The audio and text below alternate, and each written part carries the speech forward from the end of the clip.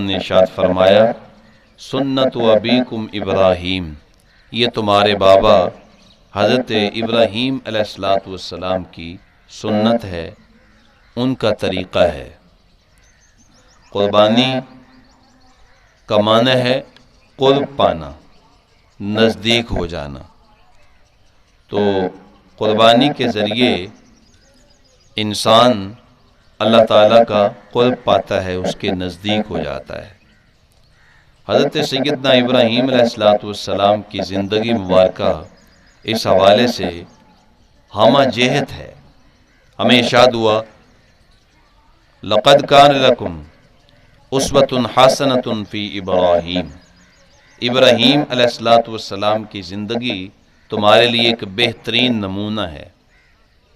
आपने सिर्फ जानवर की कुर्बानी नहीं की, अपने बेटे की कुर्बानी नहीं की, बल्कि अल्लाह ताला जल्ला शानु ने इरशाद फरमाया इज़ क़ाल लहू रब्बुहु अस्लिम, जब अल्लाह ताला ने फरमाया कि ए मेरे खलील मेरे लिए अपनी गर्दन को झुका दे, तो क़ाल अस्लमतु लिरब्बिल आलमीन, तो आपने फरमाया मैं तमाम जहान वालों के पालने वाले की बारगाह में अपनी गर्दन को झुकाता हूँ और मैं अपने आप को उसकी बारगाह में पेश करता हूँ।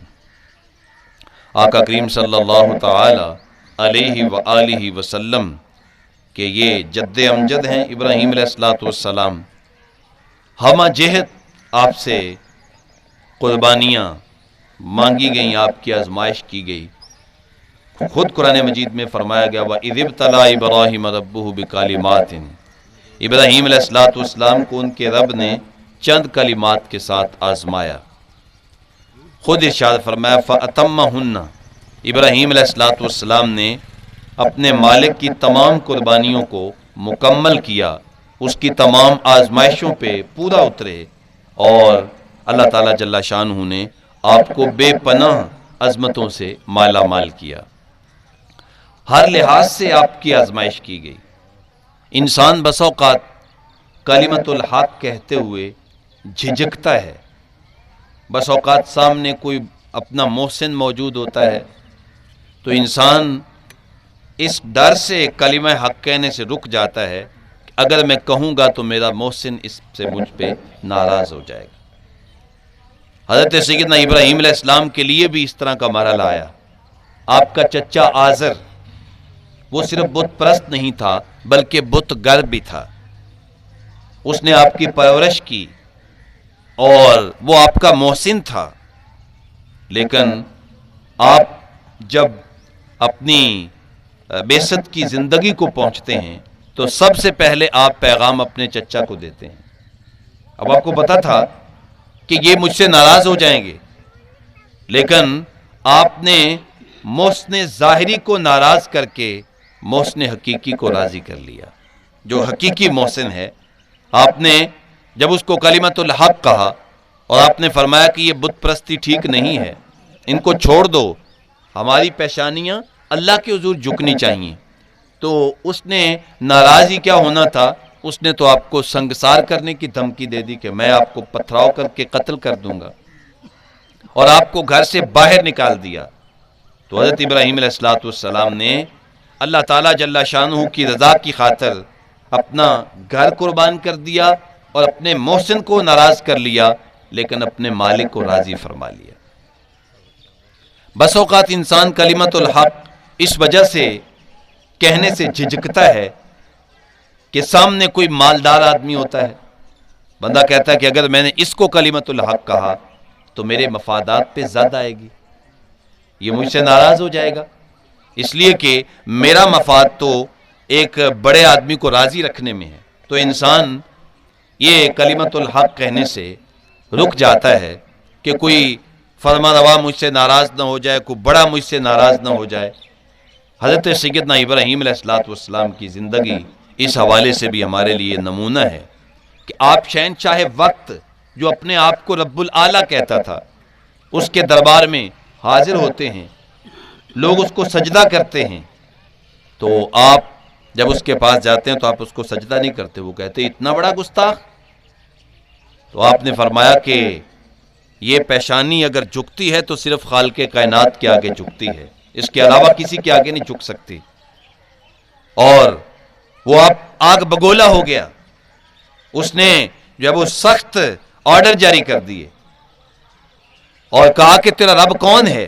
تو آپ نے فرمایا میرا رب وہ ہے جو زندہ کرتا ہے اور مارتا ہے۔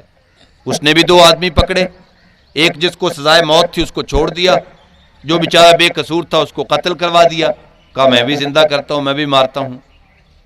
تو آپ نے فرمایا ربی الذی، میرا رب وہ ہے جو سورج کو مشرق سے نکالتا ہے، اگر تو اپنے آپ کو رب کہتا ہے تو پھر مجھ کو مغرب سے نکال کے دکھا نا۔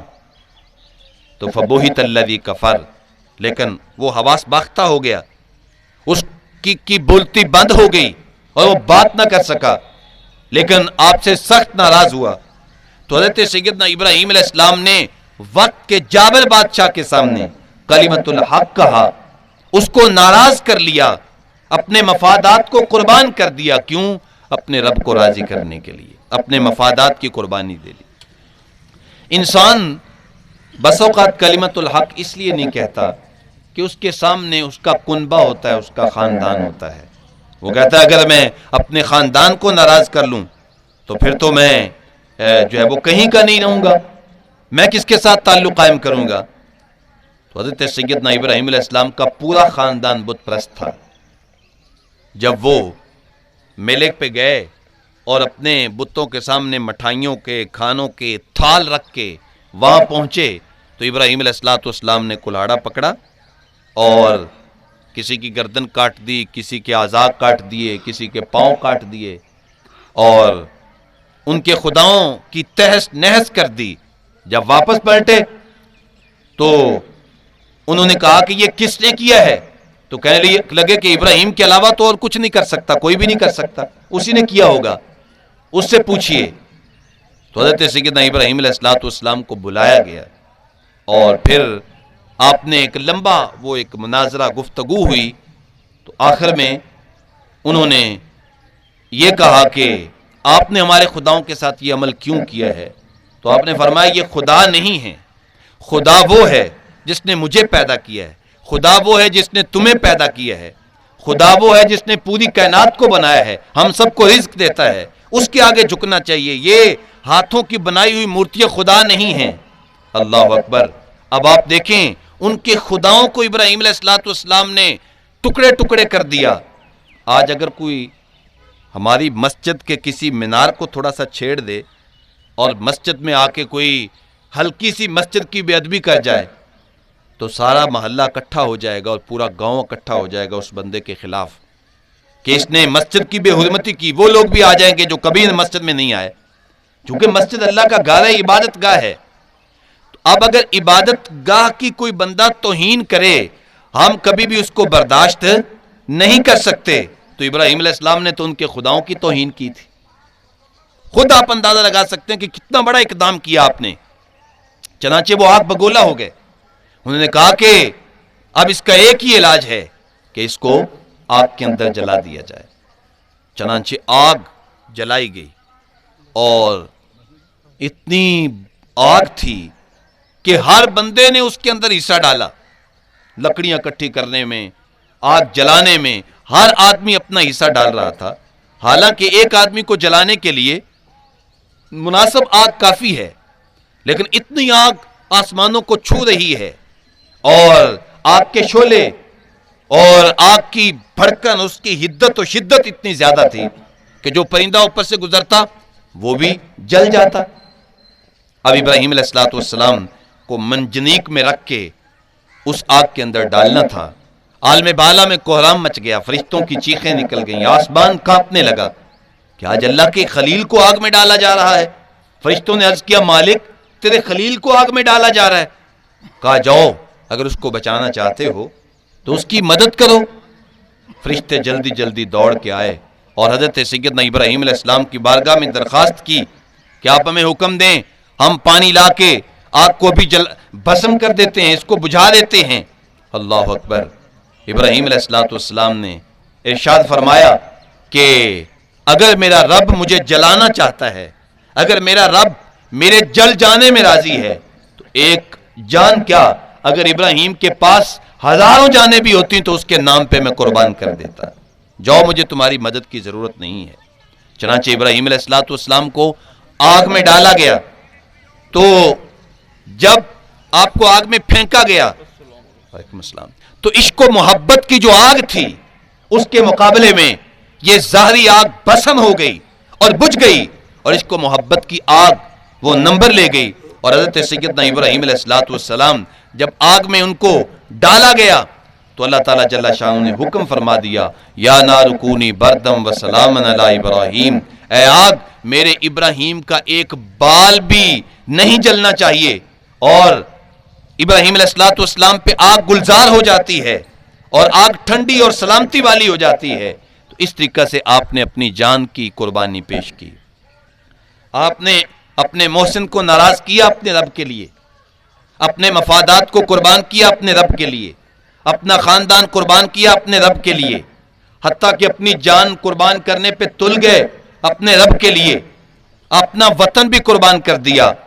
اللہ تعالیٰ نے حکم دیا کہ شام چلے جائیے، شام چلے گئے، حکم دیا فلسطین چلے جائیے، فلسطین چلے گئے، اپنا وطن قربان کیا۔ اللہ اکبر، پھر قربانی کا رخ بدلتا ہے۔ اللہ تعالیٰ جل شانہ کی بارگاہ میں 99 سال کی عمر ہے، عرض کرتے ہیں مالک ربی حبلی بن الصالحین، مجھے کوئی نیکوکار بیٹا ہی عطا کر دے، کوئی صالح بیٹا دے دے۔ شاید خیال آیا ہوگا ذہن میں کہ اب تو میں اپنے مالک کا نام بلند کر رہا ہوں، شام سے فلسطین، فلسطین سے عرب، کہاں کہاں میں پہنچ چکا ہوں، اور اپنے رب کی رضا حاصل کرنے کے لیے میں نے کہاں کہاں کی قربانی دی ہے، لیکن جب میں اس دنیا سے چلا جاؤں گا تو میرے اس کام کو جاری رکھنے والا بھی تو کوئی ہونا چاہیے، میرا صدقہ جاریہ بھی تو کوئی ہونا چاہیے جو میرے پیغام کو زندہ رکھ سکے۔ تو اللہ تعالیٰ سے عرض کیا ربی حبلی من الصالحین، مالک مجھے نیکوکار بیٹا عطا فرما۔ اللہ تعالیٰ نے ان مقدس ہاتھوں کی لاج رکھی اور کمال کر دیا، ایسا بیٹا عطا فرمایا جو چاند سے بھی زیادہ سونا تھا۔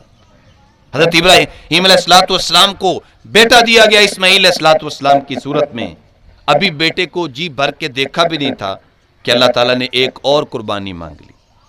فرمایا میرے خلیل جاؤ اپنے بچے کو لے لو، اپنی بیوی کو لے لو، اور ایک ایسی جگہ پہ چھوڑ کے آؤ جہاں نہ کوئی سایہ ہے، نہ کوئی شجر سایہ دار ہے، نہ شجر پھلدار ہے، نہ کوئی زمین کے اوپر پھول ہے، نہ پھل ہے، نہ کوئی درخت ہے، وادی بے آب و گیا میں اپنی ذریت کو چھوڑ کے آ جاؤ، ذرا بھی ہچکچائے نہیں، اور اپنی ذریت کو وادی ذی زرع کے اندر جا کے چھوڑ دیا، اور پھر ایک کونے میں بیٹھ کے اللہ کی بارگاہ میں دعا کرتے ہیں، مالک میں نے وادی غیر ذی زرع کے اندر اپنی ذریت کو چھوڑا ہے، یہاں نہ کوئی شجر سایہ دار ہے، نہ شجر پھلدار ہے، نہ کوئی درخت ہے، نہ کوئی گھاس ہے، اے مالک و مولا پاک پروردگار عالم میری اولاد کو پاکیزہ رزق عطا فرما تاکہ یہ نماز قائم کر سکیں، اور تاکہ یہ ان کو پھلوں سے رزق عطا فرما تاکہ یہ تیری بندگی اطمینان کے ساتھ کر سکیں اور تجھے راضی کر سکیں اور تیرے حکموں پر عمل کر سکیں اور لوگوں کے دلوں کو ان کی طرف مائل کر دے۔ تو حضرت سیدنا ابراہیم علیہ السلام یہ دعا کرتے ہیں، اور دعا کرنے کے بعد پھر آپ جب وہاں سے چل پڑتے ہیں تو آپ کی پاک باز زوجہ حضرت سیدہ ہاجرہ سلام اللہ علیہا آپ ابراہیم علیہ السلام کے دامن کو پکڑ لیتی ہیں، فتمسکت بِأَزْیَالِهِ، دامن کو پکڑتی ہیں اور عرض کرتی ہیں میرے شوہر نامدار، اتنی بڑھاپے کی عمر میں 99 سال کی عمر میں اللہ نے آپ کو بیٹا دیا ہے، اور وہ بیٹا جو کہ مانگ مانگ کے لیا ہے، اب اس بیٹے کو اور مجھے یہاں نہ کوئی پانی ہے نہ کوئی کھانے کی چیز ہے، یہاں ہمیں وادی غیر ذی زرع میں کس کے سپرد کر کے آپ ہمیں چھوڑ کے جا رہے ہیں اور کہاں جا رہے ہیں؟ تو چھوٹا سا جواب دیا، فرمانے لگے کہ میں اپنے رب کا حکم پورا کرنے کے لیے جا رہا ہوں اور تمہیں اپنے رب کے سپرد کر کے جا رہا ہوں۔ تو پاک باز خاتون کہتی ہے اذ لا یضیعنا، اگر ہمیں رب کے سپرد کر کے جا رہے ہیں تو پھر خیر سے جائیے، اس لیے کہ وہ ہمیں پھر ضائع نہیں ہونے دے گا اور وہ ہماری حفاظت فرمائے گا۔ تو حضرت سیدنا ابراہیم علیہ الصلوۃ والسلام وہاں سے چل پڑتے ہیں، پانی نہیں ہے، ماں پانی کی تلاش میں صفا سے مروہ، مروہ سے صفا کی جانب 7 چکر لگاتی ہے، اور 7ویں چکر کے بعد بے تابانہ انداز میں دوڑ کے اپنے بیٹے کے پاس آتی ہے تو کیا دیکھتی ہے کہ بیٹے کے پاؤں کے نیچے سے اللہ نے پانی کا چشمہ جاری فرما دیا۔ پانی جاری ہے، چشمہ جاری ہو گیا، اور ادھر ابراہیم علیہ السلام اپنے مالک کے حکم کو پورا کرنے کے لیے وہاں فلسطین کے اندر مختلف علاقوں میں اپنے رب کا نام بلند کرنے کے لیے وہ ان کوششوں کے اندر لگے ہوئے تھے کہ اللہ تعالیٰ جل شانہ کی جانب سے ایک اور حکم آ جاتا ہے، اور وہ حکم کیا ہے؟ کہا جاتا ہے جاؤ اپنی کسی پیاری چیز کی میرے راستے میں قربانی دو۔ فوری طور پہ اونٹ ذبح کر دیتے ہیں، خواب پھر آ جاتی ہے کہ پیاری چیز کو قربان کیا جائے، پھر اونٹ ذبح کرتے ہیں اللہ کے راستے میں، لیکن حکم ہوتا ہے، خواب پھر آتی ہے کہ اپنی کسی پیاری چیز کو قربان کیا جائے۔ تو دل میں بات بیٹھ جاتی ہے کہ سب سے پیاری چیز تو مجھے پھر میرا بیٹا اسماعیل ہی ہے، وہی مجھے پیارا ہے۔ تو چنانچہ گھر جاتے ہیں اور ملاقات ہوتی ہے، اپنی بیوی سے کہتے ہیں کہ میرے بیٹے کو تیار کر دو، میں نے اس کو دوست کی دعوت پہ لے کر کے جانا ہے۔ جب باپ بیرون ملک گیا ہو، جب واپس پلٹتا ہے تو ڈھیروں کھلونے، انواع و اقسام کی چیزیں اپنے بچوں کے لیے لے کر کے آتا ہے، لیکن یہاں انداز ہی مختلف ہے۔ حکم ہوا چھری لے جاؤ اور رسی بھی لے جاؤ، اور اس انداز کے ساتھ اپنے بیٹے کی قربانی پیش کرو۔ چنانچہ ماں نے بیٹے کو تیار کر دیا، اور حضرت سیدنا ابراہیم علیہ السلام اپنے بیٹے کو لے کر کے وادی منا کی جانب گامزن ہو جاتے ہیں۔ شیطان کو خیال آیا اس خاندان کو پھسلانے کا اس سے زیادہ حسین موقع مجھے کبھی نہیں ملے گا، آج میں ان کو پسپا کر سکتا ہوں، اپنے وسوسوں کے ذریعے انہیں جو ہے وہ راستے سے ہٹا سکتا ہوں۔ چنانچہ ممتا کی مجبوریوں سے فائدہ اٹھاتے ہوئے والدہ کے پاس جاتے ہیں، کہتے ہیں اسماعیل کو کہاں بھیج دیا ہے؟ تو والدہ کہتی ہیں کہ باپ کے ساتھ گئے ہیں اپنے دوست کی دعوت پہ۔ تو شیطان کہنے لگا کہ تو غلط ہے، تجھے علم نہیں ہے، ابراہیم اپنے بیٹے کو ذبح کرنے کے لیے گیا ہے۔ کہا کچھ ہوش سے کام لو، کس طرح کی بات کر رہے ہو؟ بھلا ایک باپ بھی اپنے بیٹے کی گردن پہ چھری چلاتا ہے، اور وہ بیٹا بھی وہ جو مانگ مانگ کے لیا ہو، جو بڑھاپے کا سہارا ہو، اور جو چاند کو شرما دینے والا بیٹا ہو، ایسے بیٹے کو بھی بھلا کوئی ذبح کرتا ہے؟ کیسی بات کر رہے ہو؟ اللہ تعالیٰ سے دعائیں ساری زندگی مانگ مانگ کے یہ بیٹا لیا کہ مالک میرے گھر میں بھی اجالا کر دے، مجھے بھی کوئی فرزند عطا کر دے، ایسے بیٹے کو کون ذبح کرتا ہے؟ تو کہا کہ اس کو خواب آئی ہے کہ کسی پیاری چیز کو ذبح کرو، تو اس نے یہ محسوس کیا ہے کہ میرے رب کا مجھے حکم ملا ہے کہ میں اپنے بیٹے کو اس کے راستے میں قربان کر دوں۔ اب شیطان کہتا ہے کہ یہ معاملہ ہے۔ تو حضرت سیدہ ہاجرہ سلام اللہ علیہا آپ فرماتی ہیں کہ اگر ابراہیم کو اللہ کا حکم ہے تو یہ ایک بیٹا ہے، اگر ہزاروں بیٹے بھی ہوتے تو میں اس کے نام پہ قربان کر دیتی، یا اس کا داؤ نہیں چلا۔ ابراہیم علیہ السلام کے پاس چلا گیا، یار اللہ کو راضی کرنے کے اور تھوڑے راستے ہیں، تم ایک خواب کو حقیقت کا جامہ پہنانے کے لیے فیصلہ کن مرحلے میں لے آئے ہو کہ اپنے بیٹے کے گردن پہ چھری پھیرنا چاہتے ہو۔ کوئی جانور ذبح کر لو، کوئی اور عمل کر لو، کوئی مال خرچ کر لو، یہ ایک ہی راستہ ہے اللہ کو راضی کرنے کا، تمہیں اور کوئی راستہ نظر نہیں آیا؟ تو ابراہیم علیہ السلام نے پتھر اٹھایا اور 3 مرتبہ مارا، تو فرمانے لگے شیطان میرے اور میرے رب کے راستے سے ہٹ جا، اور مجھے جو مالک کا حکم دیا گیا اس کو پورا کرنے دے۔ اللہ اکبر۔ شیطان بالکل مایوس ہوا، اب وادی منا ہے، اور باپ اور بیٹا وہاں پہ پہنچ جاتے ہیں۔ وہاں جب وقت جو ہے وہ آ جاتا ہے تو ابراہیم علیہ الصلوۃ والسلام اپنے بیٹے کو مخاطب کرتے ہیں، کہا بیٹا مجھے اللہ نے حکم دیا ہے اور میں نے دیکھا ہے کہ میں تجھے ذبح کر رہا ہوں، انی اذبحک کا، میں تجھے ذبح کر رہا ہوں، فانظر ماذا تری، اب تو بھی بتانا تیری رائے کیا ہے، تو اس حوالے سے کیا کہتا ہے۔ اللہ اکبر۔ تو دیکھیے ہم اپنے ذہنوں میں کہ ہم اپنے گھروں میں بچے رکھتے ہیں اور پھولوں کلیوں کی طرح بچے گھر میں جب مہک رہے ہوتے ہیں تو ہم جاتے ہیں گھر میں، ان کو دیکھ کے سارے دکھ دور ہو جاتے ہیں، اور پھر بچوں کے ہمارے ساتھ محبت اور پیار، یہ ساری چیزیں ہیں۔ اب یہاں بھی ایک باپ بیٹے کا تصور کریں، یہ کیسا باپ بیٹا ہے۔ اللہ اکبر۔ جب کہا بیٹا تمہاری رائے کیا ہے، اگر بیٹا خاموش ہو جاتا، کوئی جواب نہ دیتا تو پھر بھی بات ٹھیک تھی، یا کہہ دیتے کہ اللہ نے اگر حکم دیا ہے تو ٹھیک ہے مجھے ذبح کر دیجیے، یہ بھی جواب ٹھیک تھا، اپنی جگہ پہ درست جواب تھا۔ اور دبے لہجے میں کہہ دیتے کہ ٹھیک ہے اگر وہاں سے حکم ملا ہے تو آپ اس کو پورا کریں، میری کوئی بات نہیں۔ لیکن جواب اتنا عالی نصب ہے، جواب اتنا خوبصورت ہے کہ میرے پاس لفظ نہیں ہے کہ میں اس جواب کو جو ہے وہ لفظوں کا جامع پہناؤں۔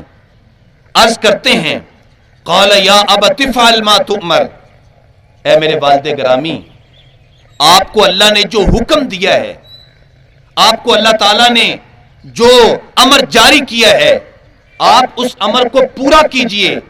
باقی رہی میری بات، تو اگر آپ مجھے ٹکڑے ٹکڑے بھی کر دیں تو اسماعیل آہ بھی نہیں کرے گا، آپ مجھے آگ میں بھی جلا دیں تو آپ کا فرزند کبھی آپ کے لیے ایک لفظ شکوے کا نہیں بولے گا۔ جو اللہ نے آپ کو حکم دیا ہے آپ اس کو کر گزریے کہ ما تؤمر ستجدنی انشاءاللہ من الصابرین، آپ جس انداز سے بھی کریں گے اپنے اس بیٹے کو صبر والا پائیں گے۔ اللہ اکبر۔ یہ فیضان نظر تھا کہ مکتب کی کرامت تھی، سکھائے کس نے اسماعیل کو آداب فرزندی۔ اللہ اکبر۔ پھر لٹا دیا گیا وادی منا کے اندر۔ آپ واقعہ بارہا آپ نے سنا، میں تو تبرک کے طور پہ اس کو پیش کر رہا ہوں۔ ابراہیم علیہ السلام نے اپنے بیٹے کی گردن، وہ پیشانی زمین پہ رکھ دی، گردن کو تان دیا، وادی منا ہے۔ اللہ اکبر۔ فرشتوں کی آہیں نکل گئیں، حوروں کی چیخیں نکل گئیں، آسمان تھر تھرا رہا تھا کہ آج اللہ کا خلیل اپنے بیٹے کو ذبح کرنے پہ تلا ہوا ہے اور آنکھوں پہ پٹی بندھی ہوئی ہے۔ ابراہیم علیہ السلام بڑی تیزی کے ساتھ اپنے بیٹے کی نازک گردن پہ چھری پھیرتے ہیں، چھری نہیں چلتی۔ اللہ اکبر۔ فوراً اس کو چٹان پہ مارتے ہیں، چٹان کے دو ٹکڑے ہو جاتے ہیں۔ فرماتے ہیں چھری تیرا کام تو کاٹنا تھا، تو نے کاٹا کیوں نہیں؟ چھری کہتی ہے الخلیل یامرنی والجلیل ینہانی، خلیل مجھے کاٹنے کا کہتا ہے اور جلیل مجھے کہتا ہے خبردار اسماعیل کا ایک بال بھی نہیں کٹنا چاہیے۔ اللہ اکبر۔ پھر دوبارہ کہ کہیں مجھ سے کوتاہی نہ ہو گئی ہو، دوبارہ اس کو تیز کر کے پھر چلاتے ہیں، چھری چل جاتی ہے۔ ابراہیم علیہ السلام خوش ہو جاتے ہیں، لیکن جب پٹی کھولتے ہیں آنکھوں سے تو ذبح اسماعیل علیہ السلام نہیں، دمبا ذبح ہوا پڑا ہے۔ جب دمبے کو دیکھتے ہیں، پاس ہی جبریل بھی کھڑے ہیں، اسماعیل علیہ السلام کھڑے مسکرا رہے ہیں، جبریل کو دیکھ کے آپ جان جاتے ہیں کہ یہ دمبا خود نہیں آیا، اللہ نے بھیجا ہے۔ تو یہ وہ چیز ہے کہ اللہ تعالیٰ کے محبوب فرماتے ہیں کہ سنت ابیکم ابراہیم، یہ جو تم دمبے کی گردن پہ چھری پھیرتے ہو، اس کے پیچھے ایک جذبہ ہے، اس کے پیچھے ایک فلسفہ ہے، اس کے پیچھے ایک حکمت ہے۔ ہم چھری پھیر کے اس بات کو پورا کرتے ہیں، مالک یہ تو دمبا ہے، یہ تو گائے ہے، یہ تو بکری ہے کہ تو نے حکم دیا، ہم نے اس کو ذبح کر دیا، اگر تو ہم سے ہماری جان کا نذرانہ مانگے تو ہم تیرے راستے میں اپنی جان کو بھی قربان کر دیں گے۔ اس جذبے کے ساتھ ان قربانیوں کو کیا جاتا ہے، اس مقصد کے لیے یہ قربانی کی جاتی ہے، اور ہمارے 10 لاکھ لوگوں نے قربانی دے کر پاکستان کو حاصل کیا، صحابہ کرام نے قربانیاں دے دے کر ہم تک دین پہنچایا۔ اسلام قربانیوں کا دین ہے، ہم سے قربانیاں مانگتا ہے۔ ہمارے پاس تو یہ وقت نہیں ہوتا کہ ہم نماز پنجگانہ بھی ادا کر لیں، وقت ہو چکا، اب ذرا نیت سماعت کر لیجئے۔